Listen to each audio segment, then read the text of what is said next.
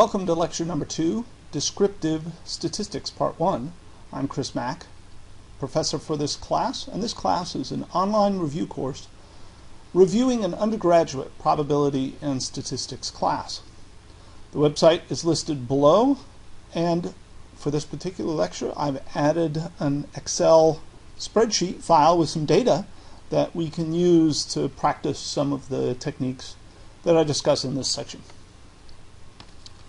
Descriptive statistics, as we said before, is one of the two main tasks of statistics, the other being making inferences, making projections about what a population is like given the sample. But here in descriptive statistics, we're only going to be talking about what our sample says.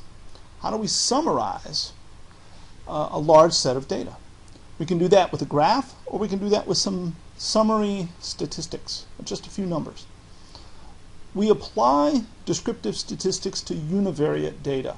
There are other kinds of statistics we use to compare bivariate data, variables to each other.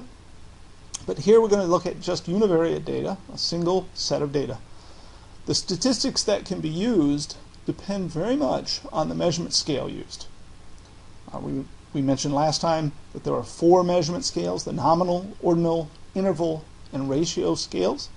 And what kind of statistics that we can apply to our data depends on which scale is being used. So let's look at some examples.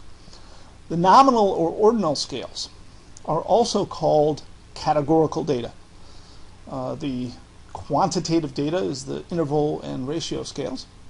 When we want to perform some statistical analysis on nominal or ordinal scales, we generally do 3 things. First, we pick the categories. Remember that all categories are arbitrary, but only some categories are useful. So our idea is to find categories that are useful for the specific problem, the specific decision that we need to make using this data. Then we simply count the number that goes into each category. After we're done counting, we calculate our statistics or make a graph, such as a bar chart. So let's look at how that's done. Well, first of all, the statistics. Nominal scales have a very limited number of statistics that you can generate from that data. The simple one is simply the count of the number of cases per category. We can count that in absolute value or as a percentage of the total. We call this the frequency. After we have the frequencies for each category, we can define the mode, which is the category with the largest frequency. For multivariate data, we can do something called a contingency table, and we can do correlations between categories in different variables. We're not going to talk about these 2 important topics, contingency tables and correlations for multivariate categorical data, in this review course. Hopefully you've gotten some exposure to that in your original statistics and probability class, but we're simply not going to cover it in these 17 lectures plus intro. On the ordinal scale, we can do all the same things that we can do for a nominal scale.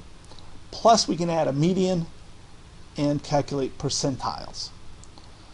Percentile would be what's the ordinal scale value at the 50th percentile? What's the ordinal scale value at the 75th percentile? Things like that. Median, of course, being, by definition, the 50th percentile value. As soon as we switch, before we go on to interval and ratio scales, let's talk about plotting nominal scale data as well. Here's a simple example. I took it from a textbook that I have, and it shows errors, problems, defects that have occurred in a particular manufacturing process, and it categorized those errors into 5 categories, the ubiquitous other being the last one.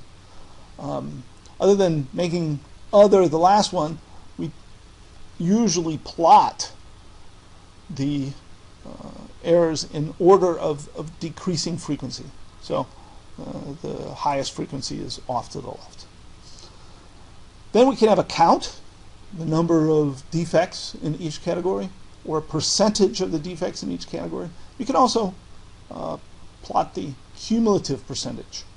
So we begin, and this is where ordering them in highest frequency to lowest frequency is useful.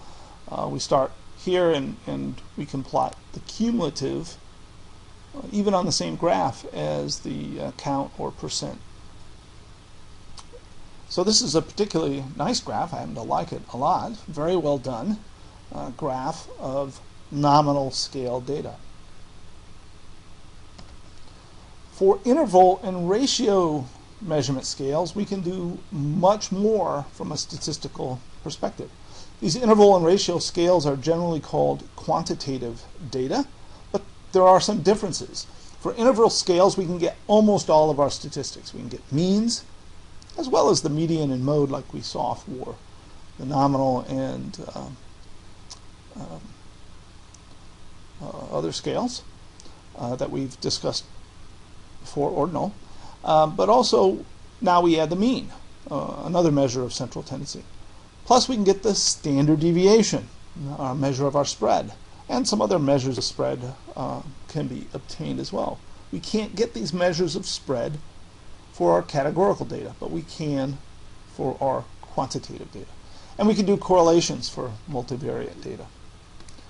For a ratio scale, we can add one more statistic to those we've already been able to get at, and that is the relative standard deviation, sometimes called the coefficient of variation. It's simply the standard deviation divided by the mean.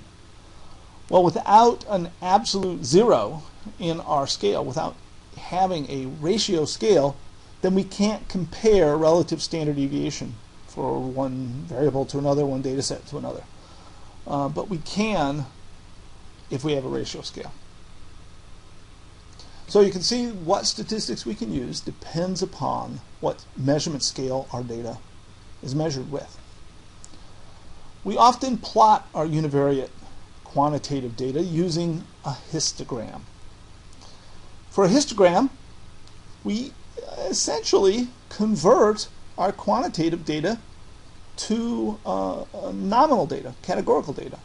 In fact, we convert it to an ordinal scale, sort of. That's one way of thinking about it. And then we can create a bar chart of this categorized data. We separate the full range of the data into equal-sized, non-overlapping bins. Now, there's some cases where you might decide you want to use non-equal-sized bins, but you have to be very careful about that. That can fool people very, very quickly because the assumption for all histograms, and a standard for histograms, is to use equal-sized bins that do not overlap. Then you count the number of data points in each bin. If all of your bins cover the entire range, then all of your data will land in one bin or another. To avoid overlap, we let the intervals touch each other but not overlap. We let one side of the interval have an open greater than or less than definition, and one having a closed greater than or equal to or less than or equal to boundary. For example, we might use the scale from 5 to 10, but we make the 5 an open. So 5 is not exactly 5, would not be included. But the 10 is closed, so exactly 10 would be included in this range. Of course, the prior range would be closed on 5, and the next range up would be open on 10, so that if you hit a boundary, you know exactly which category it should go into. Well, histograms are problematic. The reason they're problematic is we have two arbitrary choices to make. How many bins do we use, and where does the first bin start? Because of these two arbitrary choices, we can get histograms to look very, very differently depending on how many bins we choose or where we start our bins. And that's problematic.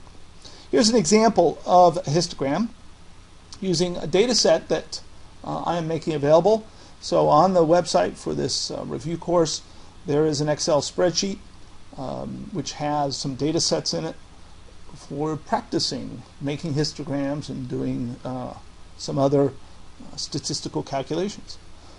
So you can look up and see these particular histograms and how they were generated in Excel. You can also generate some other ones if you'd like to.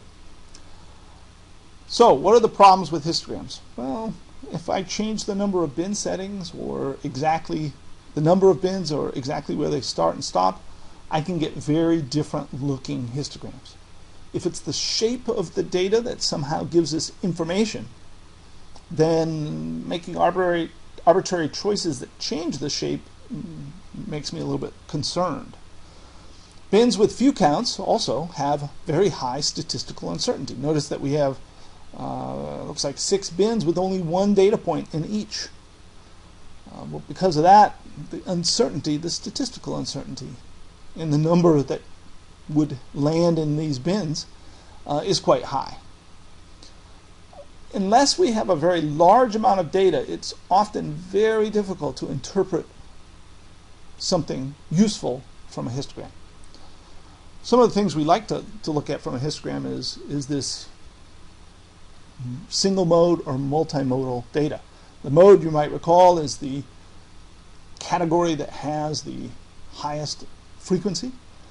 In this case, it's the 404 milligram category. In some data, we might have 2 modes, that is 2 humps, and that's very useful to see.